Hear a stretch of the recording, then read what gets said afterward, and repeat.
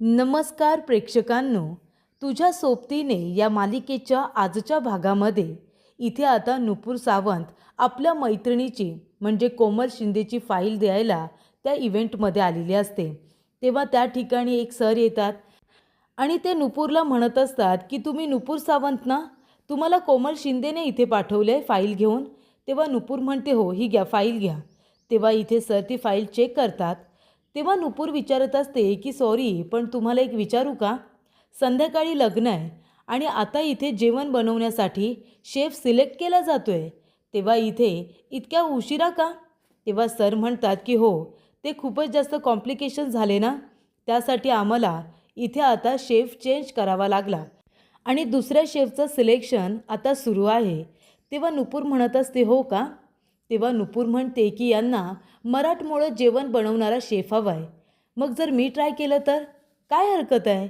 तेव्हा नुपूर म्हणते जाऊन बोलू का त्यांच्याबरोबर, माझ्यासाठी जॉब आहे का म्हणून. तेव्हा नुपूर म्हणते नाही, नको नको, आले होते वेगळ्या कामासाठी आणि इथे नोकरी काय मागायची. पुन्हा ती म्हणते मग काय झालं, नोकरी मागितली तर त्यांचासुद्धा फायदा होईल आणि माझासुद्धा फायदा होईल. पण मी कसं काय इंटरव्ह्यू देऊ? मी माझा डबा आणला आहे ना, त्याच्यामध्ये मी बनवलेले पदार्थ आहेत.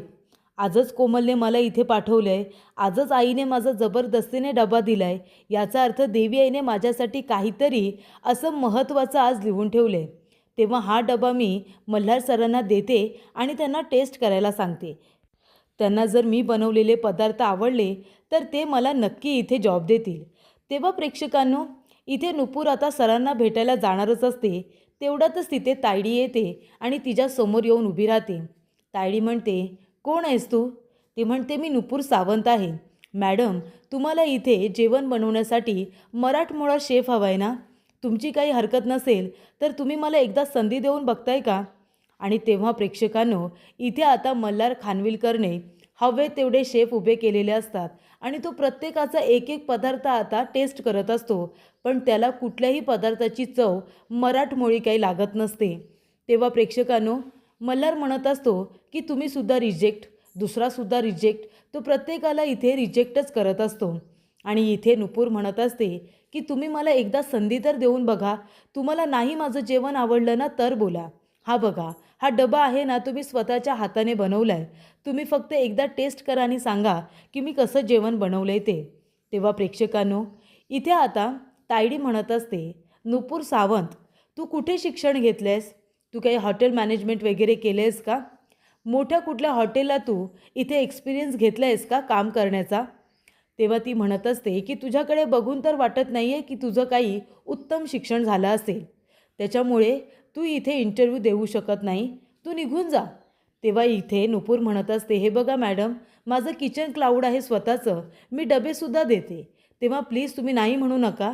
मला जेवणाची खूप आवड आहे आणि माझं जेवणावरती प्रेम आहे, ती माझी कला आहे. आणि तेव्हा मी तुम्हाला सांगते, जेवण बनवलं खरंच सोपं नसतं, किचन क्लाउड चालवणं सोपं नसतं. आणि जर माझ्या कामावरती इतकं प्रेम आहे तर तुम्ही मला एक संधी दिलीत तर काय हरकत आहे? मी तुम्हाला इथे एखादा पदार्थ बनवूनसुद्धा दाखवू शकते. तुम्हाला नाही आवडला तर बोला ना. आणि मला असं वाटतं की नुसतं जेवण येतं याला महत्त्व नाही आहे, ते कशा पद्धतीने बनवलं जातं, ते किती प्रेमाने बनवलं जातं, हे सुद्धा तेवढंच महत्त्वाचं आहे ना. म्हणजे एखाद्या मोठ्या हॉटेलमध्ये जर आपण काम केलं तरच आपण उत्तम स्वयंपाक बनवतो, हा समज चुकीचा आहे. मी जरी किचन क्लाउड चालवत असले तरीसुद्धा मी पदार्थ किती चवीचा बनवते यालासुद्धा तेवढंच महत्त्व आहे ना मॅडम. तेव्हा प्लीज तुम्ही एकदा संधी द्या. तेव्हा तायडी म्हणते की नाही, तू इथून निघून जा. तेव्हा नुपूर म्हणते मला असं वाटतंय मी चुकीच्या व्यक्तीजवळ नोकरी मागते, त्यामुळे मला आता तुमच्याशी काही बोलायचंच नाही आहे. मी त्या सरांना भेटल्याशिवाय जाणार नाही. आता ते ठरवतील मी इथे थांबायचं की जायचं ते. तेवढ्यातच नुपूर आता मल्हारजवळ बोलायला येणार. तो शेवटच्या इथे शेफला आता हात मिळवतो. तेव्हा इथे नुपूरला वाटतं की आता शेक हँड केला आहे म्हणजे याचे पदार्थ आवडले वाटतं. तेव्हा तो म्हणतो सर, मी तुम्हाला म्हणालो होतो ना की तुम्हाला इथे पाटोळ्या आवडतील म्हणून. आणि तेवढ्यातच प्रेक्षकांनो, इथे तायडी म्हणत असते बघितलंच नुपूर, मल्हारने तर इथे शेफ निवडला, शेफ सिलेक्शन हे झालेलं आहे, त्यामुळे आता तुला इथे चान्स नाही, तू निघून जा. तेव्हा प्रेक्षकांनो, नुपूर आता तिथून निघून जाते, पण जाताना आपला डबा मात्र तिथेच ठेवते आणि त्यानंतर प्रेक्षकांनो इथे मल्हार म्हणत असतो की मी तुला शेक हँड केला कारण तुझ्या पाटोळ्या मला आवडल्यात म्हणून नाही, तर तुझ्या पाटोळ्या बनवल्यास ना त्या चुकीच्या पानामध्ये बनवल्यास. पाटोळ्या ह्या नेहमी हळदीच्या पानामध्ये बनवल्या जातात, हे तुला माहिती नाही आहे का? एक वेळ पदार्थ जमला नाही असं म्हणाला असता तर चाललं असतं, पण फसवणूक मल्हार खानविलकरला सहन होत नाही. खोटं बोललेलं मला चालत नाही. तुम्ही सगळेच्या सगळे रिजेक्टेड आहात. तुम्ही प्लीज जा. तेव्हा प्रेक्षकांनो इथे आता तायडी आलेली असते.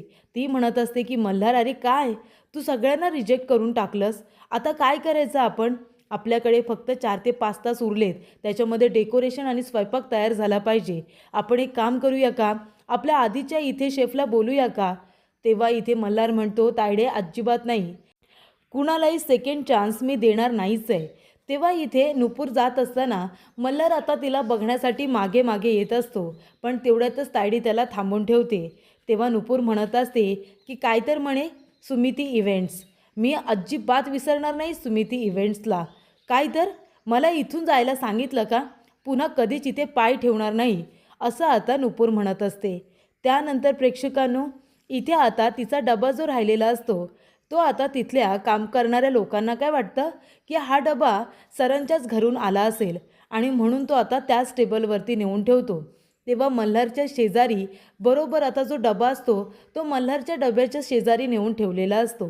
तर इथे तायडीचे जे वडील असतात मल्हारचे काका, ते म्हणत असतात अगं मी काय म्हणतो नुपूर, त्या मल्हारचं काय जातंय गं बोलायला, त्या मल्हारला सांग कुठला शेफ जर भेटत नसेल तर आपला आधीचा जो शेफ आहे ना त्याला बोलून घे म्हणावं. आणि हे बघ एक गोष्ट लक्षात ठेव तायडे, जर हा इव्हेंट कॅन्सल झाला ना किंवा या इव्हेंटची बदनामी झाली तर सुमितीच्या नावाच्या जवळ जे तुझं नाव लावायचं तुझं स्वप्न आहे ना ते कधीच पूर्ण होणार नाही आहे, कळलं तुला? त्यानंतर प्रेक्षकांनो इथे आता तायडी म्हणते की माझं स्वप्न नक्की पूर्ण होईल बाबा, आणि तुम्ही जरा हळू बोलावं, मल्हार ऐकेल नाही तर. तेव्हा इथे तायडी म्हणत असते दीप अरे मल्हार कुठे आहे, त्याने कुठला इथे शेफ बघितला का? नाहीतर एक काम कर ना, तू आपल्या आधीच्या शेफला फोन करून इथे बोलावून घे. मल्हारला कसं समजावायचं आहे ते मी बघेन. आणि आधी तू मल्हारला जेवायला दिलंस का? मल्हार जेवला का? नाही ना, तो अजून जेवलेला नाही आहे. तेव्हा तायडी म्हणते कुणाला तरी सांग मल्हारचं ताट इथे व्यवस्थित वाढून आणायला, मी त्याला जेवायला सांगते. आणि तेव्हा प्रेक्षकांनो इथे आता तिथे काम करणारा जो व्यक्ती आहे त्याला सांगितलेलं असतं की टेबलवरती मल्हार सरांचा डब्बा आहे, त्यातलं जेवण आता एका ताटामध्ये व्यवस्थित वाढ आणि ते तायडीकडे नेऊन दे. तेव्हा इथे बरोबर नुपूरचाच डबा त्या दादांनी आता उचललेला असतो. त्यानंतर प्रेक्षकांनो जे इथे चावरे वकील आहेत त्यांनी बरोबर नुपूरलाच फोन केलेला असतो. नुपूर म्हणते हां बोला ना चावरे वकील. तेव्हा चावरे वकील म्हणतात अरे अरे नुपूर मॅडम तुम्हाला फोन लागला का? सॉरी हां सॉरी, खरं तर तुम्हाला फोन लावायचा नव्हता. एक माणूस आहे हो माझा क्लायंट, त्याने माझ्याकडून एवढे पैसे घेतलेत पण पैसे अजून मला परत केलेले नाही आहेत. मग एवढी मोठी रक्कम परत मिळवण्यासाठी त्याला कोर्टात तर खेचावंच लागेल ना, त्याला मी फोन करणार होतो, चुकून तुम्हाला फोन लागला हां. तेव्हा नुपूर म्हणते हे बघा चावरे वकील, मी तुम्हाला तुमचे सगळे पैसे परत करणार आहे, तुम्ही विश्वास ठेवा. तो म्हणतो हो माझ्या आहे ना लक्षात, तुम्ही आज संध्याकाळी 7 PM तुम्ही माझे पैसे परत करणार आहात, माझ्या सगळं काही लक्षात आहे.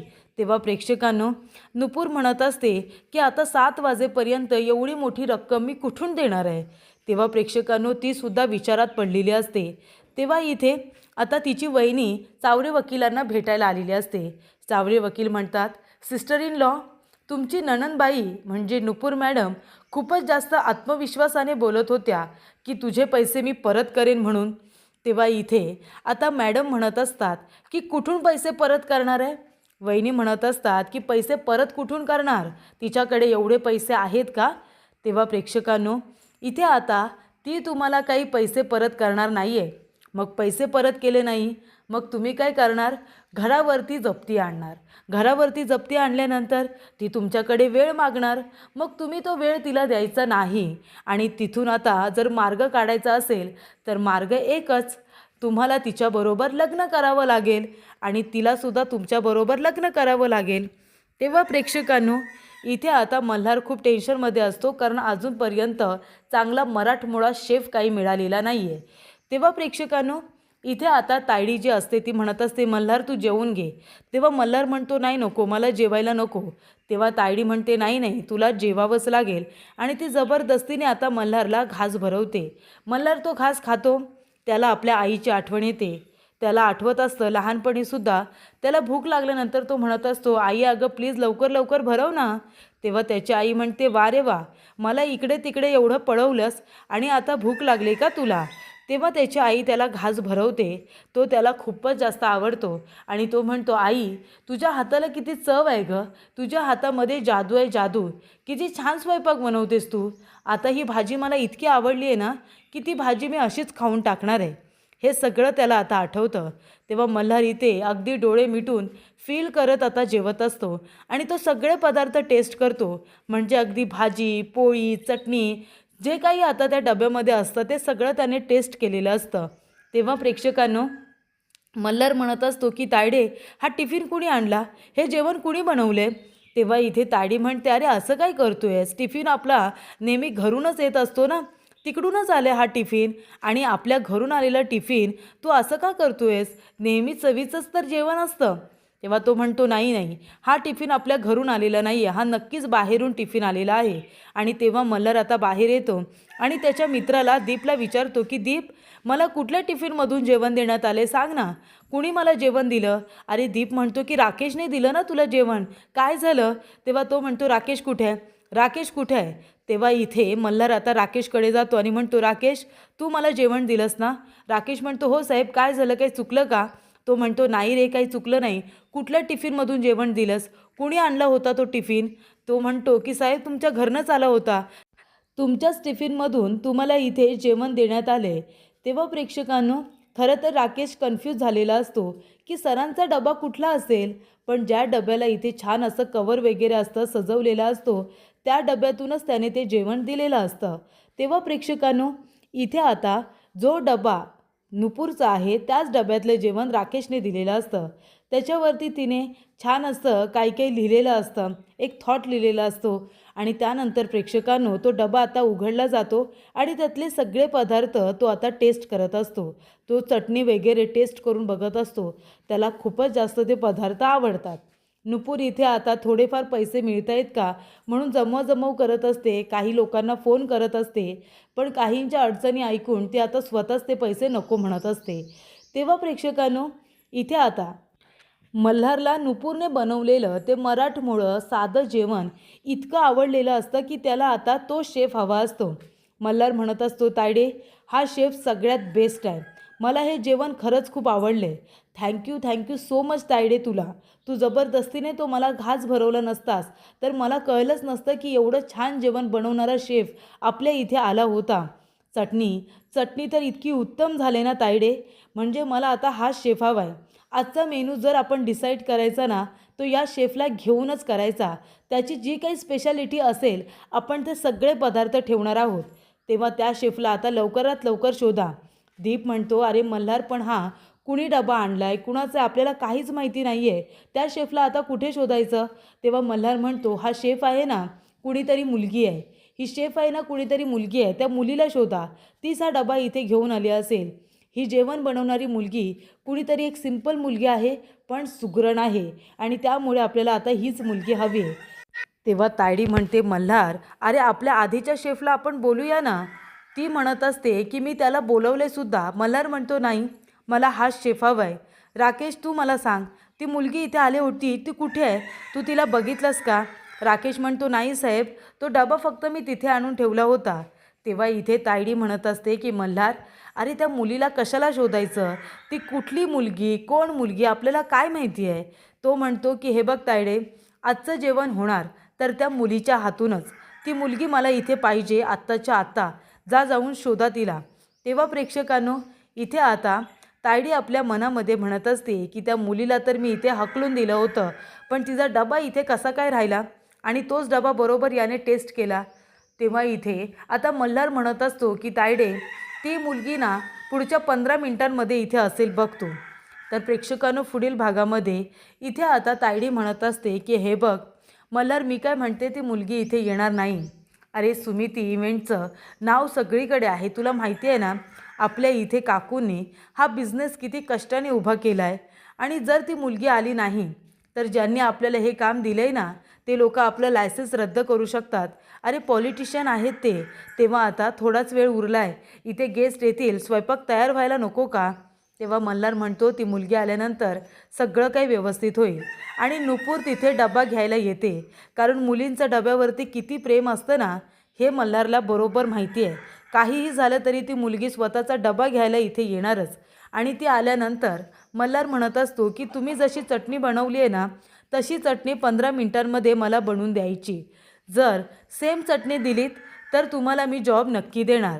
आणि तेव्हा प्रेक्षकांनो, नुपूर आता नारळ घेते, नारळ स्वतःच्या हाताने फोडते आणि त्याची आता ती चटणी करते आणि ती चटणी फोडणी वगैरे देऊन इथे मिक्सर वगैरे करून ती मल्हारला टेस्टिंगला देते.